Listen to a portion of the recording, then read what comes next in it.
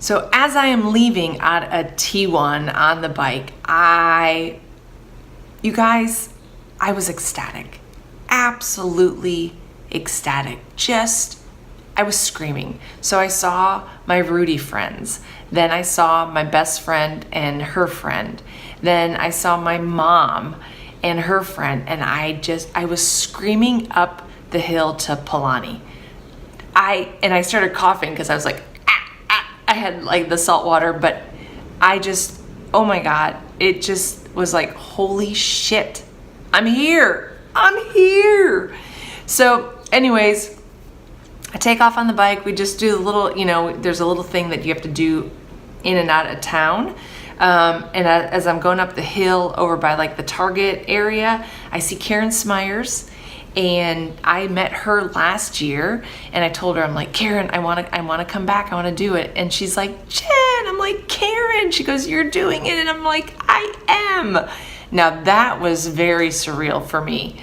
And so you just go out and do like this little 10-mile loop into town, out of town, and you see everybody on the hot corner. So I saw my mom again. I saw Krista again. So it was just phenomenal just seeing all those people, and as I head out to the Queen K.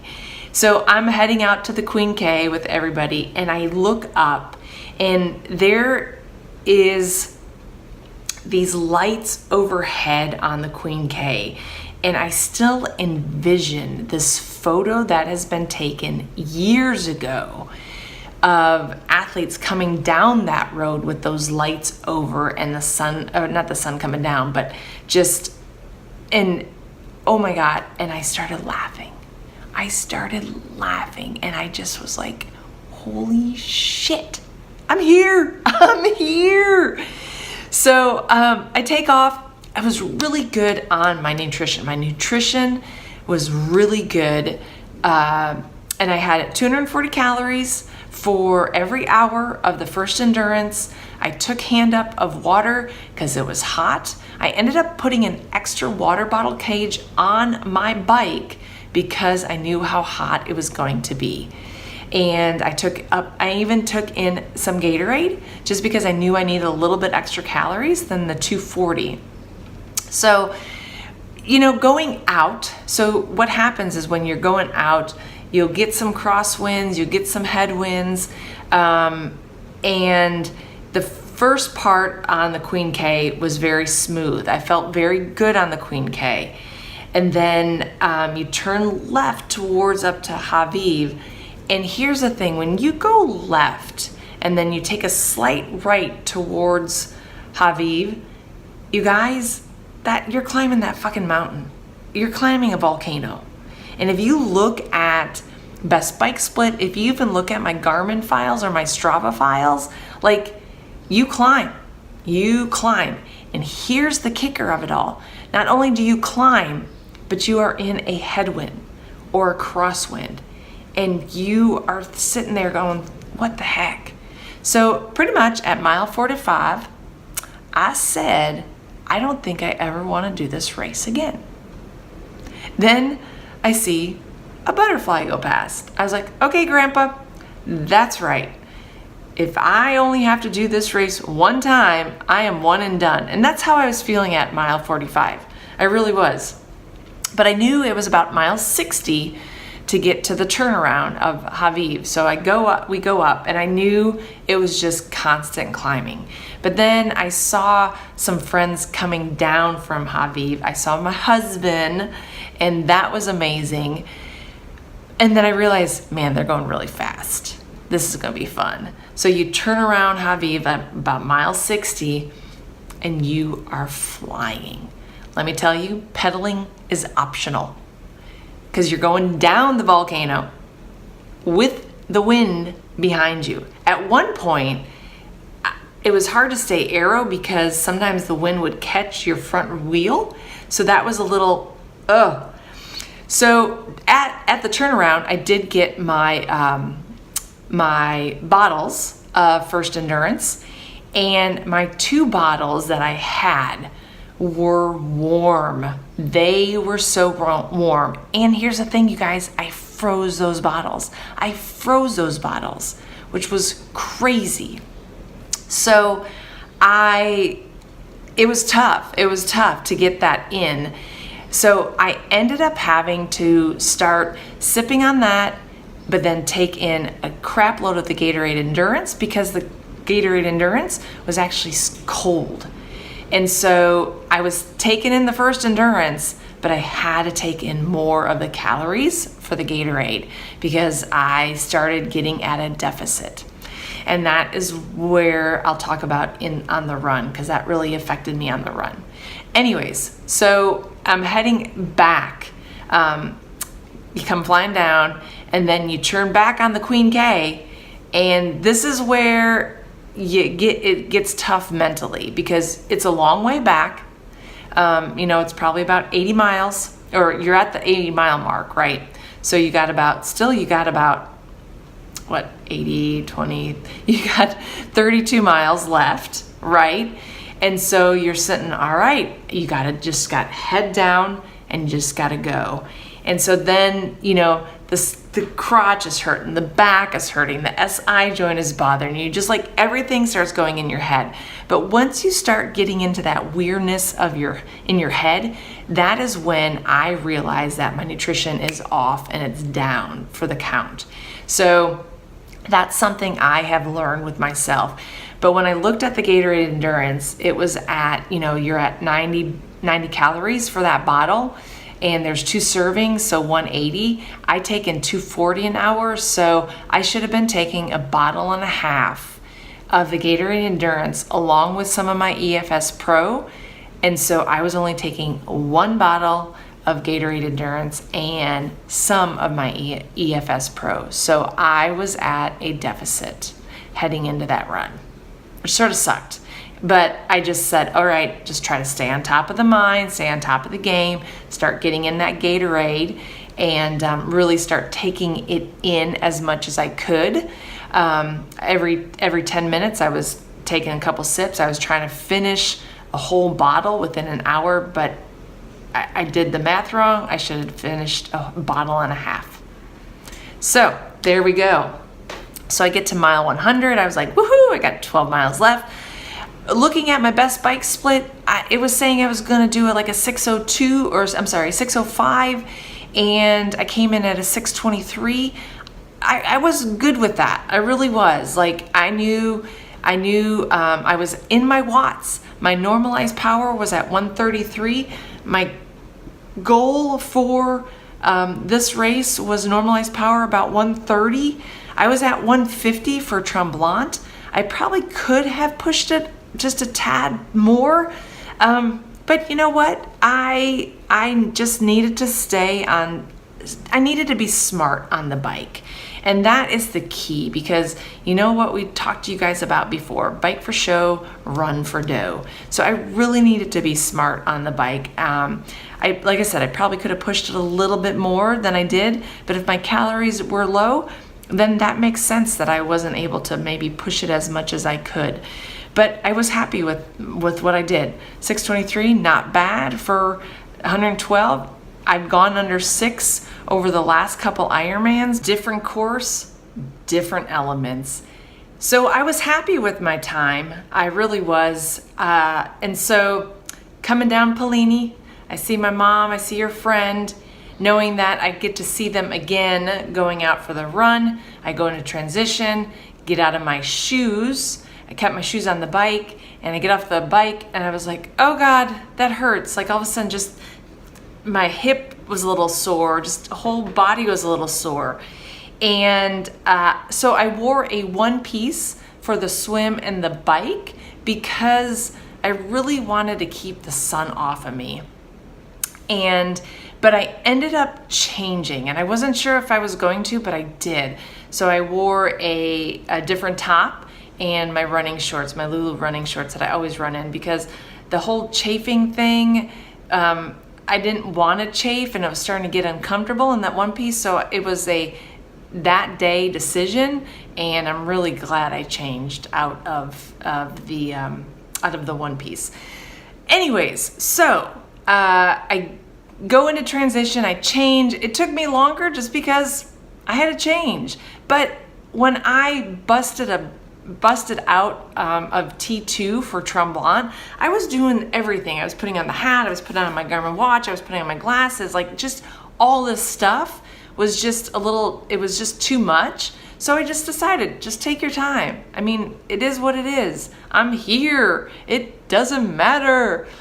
So anyways, I start my run. I see my mom. I see Kathy, my mom's friend. I see Krista. It was great to see them. And then I'm coming down. I go up Pelini, coming down Kuakini, and I see my husband. I see Chris. And I looked at him. I go, I'm doing so shitty, but I don't care. And this woman over to the right was just cracking up because I just, my times were not where I wanted to be. But here's the thing, I'm here. I maybe went a little bit aggressive on my times, but I think my times were very doable if I just didn't do a race 8 weeks ago, right? Anyways, we'll talk about that at the end. But I started running. I was looking at my watch. I was doing 7:30s. I was like, oh, we gotta slow down. I was doing 8s. It's like, oh, okay, gotta slow down a little bit more. And I had a good first half of the run. I really did. I did 13.1 miles in 1:57. I said to myself, okay, if you can maintain that, you could do a 4-hour, then you would be under 12 hours. And that was the goal. Guess what? After 13 miles, it went downhill and I went into the hurt locker.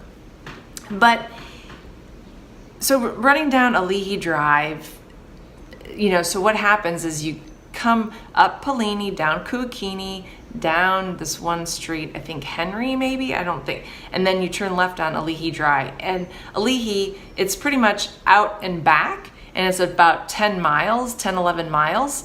And it's great because there's people around, there's people cheering you on, there's people spraying you down, like you have the ocean view.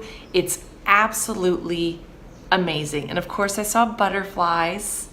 And at one point, like I said, I saw the butterfly on the bike at mile 45. I saw butterflies, I think at like 5, 6, 10. I saw a lot of butterflies on Alihi Drive. So then I go up Pelini, and I ended up running up Pelini. And Pelini, it's a long hill. It's not like Lubbock. Lubbock was short. It was a little bit steeper. I don't know. It was a tough hill. So I get up that hill and I see my friend Michael Ramirez and his wife and the big sexy people, and they were just yelling and cheering for me. I saw Kristen from Betty Designs. It was just insane, the amount of people. And then the base performance people were there and they were awesome. So I was feeling good still at that point. And Matt goes to me, he goes, what do you need? I go, I don't know what I need. And so I started realizing, okay, I'm starting to get at a deficit. So I just had to try to stay on top of mine and really start figuring out what I needed for nutrition. And then I think about mile 13, I started taking in the Coke. So here's the thing. I get to, mile 14, I get to 15, and I can tell I'm dying. I'm dwindling down. I'm struggling. I'm looking at my time. I see my pace going to 9:30, 9:45, and I was like, shit. The goal for this race is to finish. That's all it is. The goal to this race is to finish. So I get towards the energy lab. I see the solar lights, and I turn left to go into the energy lab.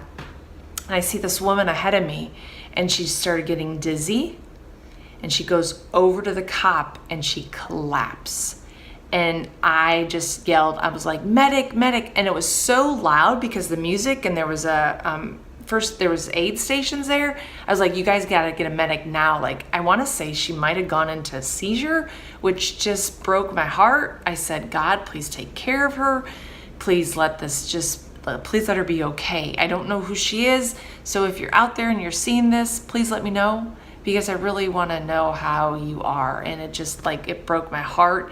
I didn't know she just collapsed in the cop's arms. It was just gut wrenching. Anyways, as I'm going into the energy lab, I realized I'm hurting. And so I took in some Coke, I took in some ice, and I started seeing that sunset. You guys, that sunset was absolutely breathtaking. Breathtaking. And I just said, thank you. I'm here. I just looked up and I said, thank you. That's all I need to do right now, is just finish the race. Just finish. So I go down, get my special needs bag. At that point, nothing tasted good, but I knew I needed calories. I come out of the energy lab. I took in Coke. I wanted to vomit. And what was helping me was ice chips, and then dumping water, the warm water, into the ice chips, and then just guzzling the water. I just kept guzzling the water in. I kept my mouthwash from T2, and I was like, oh, mouthwash. And so right before going out of the energy lab, I took some mouthwash, threw it, spit it out. I was like, oh my gosh. And so then I felt like I could take nutrition in again. So I took a Humagel. I was doing good on my EFS. My liquid shots were good. I finished most of my liquid shots. I probably had 100 calories left, actually. And so then I get out and I'm on the Queen K, and it's dark, and they kept trying to hand me one of those light rings, and I didn't want to do it because I didn't want to put it around my neck. I didn't want to carry it. I didn't want to put it on my head. I was like, no, I'm just going to go and I'm just going to run. So I just told myself, just run, just shuffle. So let me tell you this, mile 18 to 22 was tough. It was tough mentally. And I think what was hard was my goal was to finish. I had very high expectations. I was hoping to go under 12. I was actually hoping to go under 11:30, and it didn't happen. And so I just told myself it was time for me to finish. So 18 to 22 was tough mentally, and I just needed to find a little bit of grit. I needed to talk to Pele. I needed to talk to Grandpa. I needed to talk to Dad. I needed to talk to the big man. And I did. I just said, you guys, I need you to help me get through this race. I need to hit that mile 23, because then I know that I am a 5K to go. So I hit mile 23, and it was a really good party gathering thing. And I go up there, and I was like, I tried a pretzel, I tried a Coke, didn't taste good, took in some base salts, took some water, and then I grabbed Cliff Blocks, and I found the ginger ale ones. Oh my God, why didn't I start those earlier? I'm so mad at myself. So I popped in 2, chomped on those, ate those, got some water, and off I took. So here at this time, I was at a huge deficit. I absolutely bonked. I did. I bonked. Probably at mile 14, 15, that was a true bonk. I didn't have the calories coming off the bike. I had a great run, probably pushed it a little too hard on the run, and then crash and burn. But that's okay. That's okay. So I get to mile 24. I was like, okay, you got 2.2 to go. You got this. And so at one point I saw the dive shop, and I thought, oh my God, the dive shop, crap. I gotta go past Target and the Halloween store. And then all of a sudden I was like, oh, I've already passed the Halloween store. I've already passed Target. The dive shop is past that.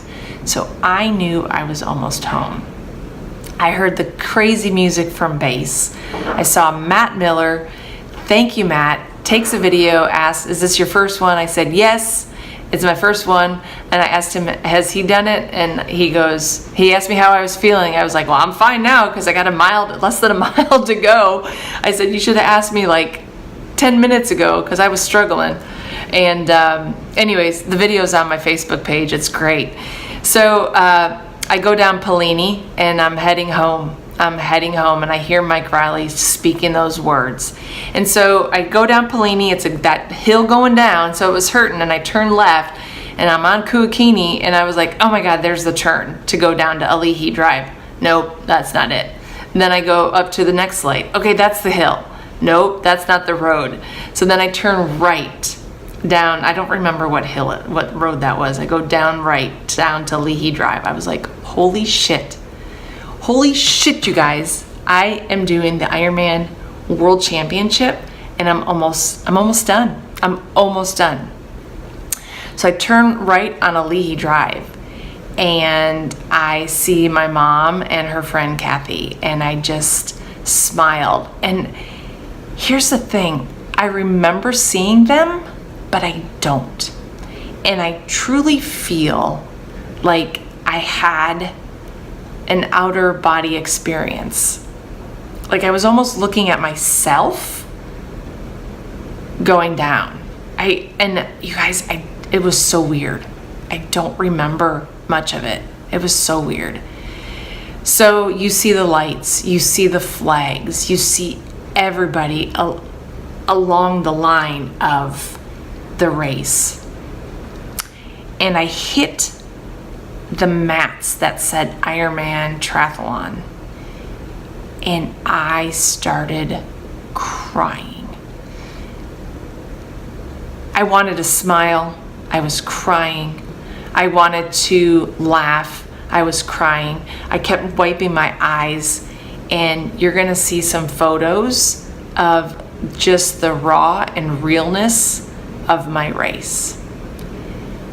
Hitting that Ironman Triathlon mat was surreal. Now there were a couple girls ahead of me from Brazil.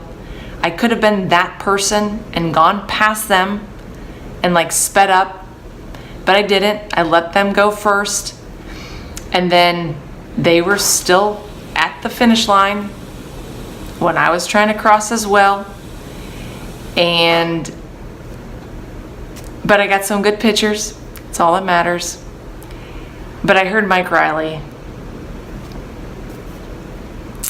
say to me, Jennifer Rulon, you are an Ironman.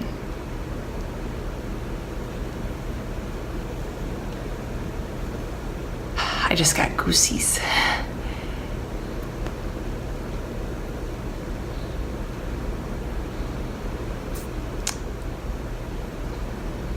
You guys, it was the most magical moment in my journey. And you've all been following me this whole time. Like I said, it doesn't seem real that I did it. I see the pictures now. I crossed that finish line at 12:20:49.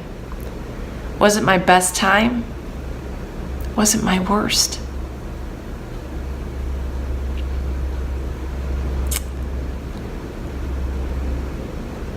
I did it. Everything I was doing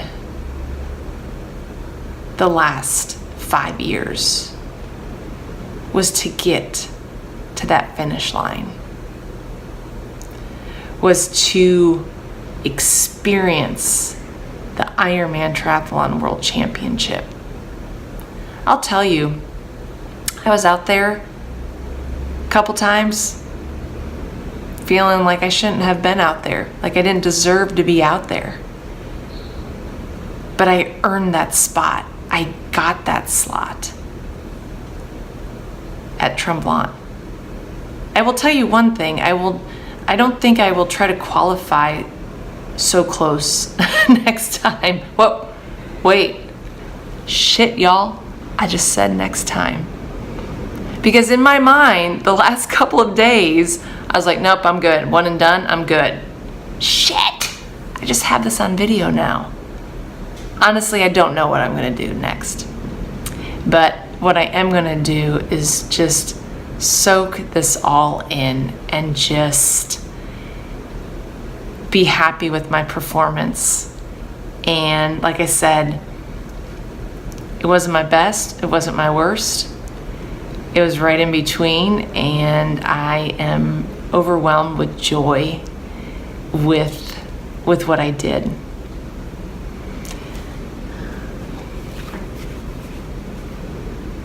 Here's that medal. They put it on me, I was like, ow! But I did it. I did it. And you all shared the journey with me, and I thank you for coming on board these last 5 years and experiencing this race with me. I'll tell you, it was a tough race. It's a tough course. I did it. Guess what? We did it. Y'all were following me this whole time. Yeah.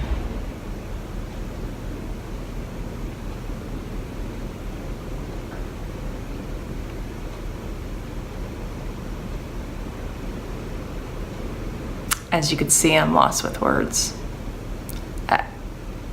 It's been very surreal for me. I don't know what's next, and that's okay. I'm just gonna take this in and experience it. And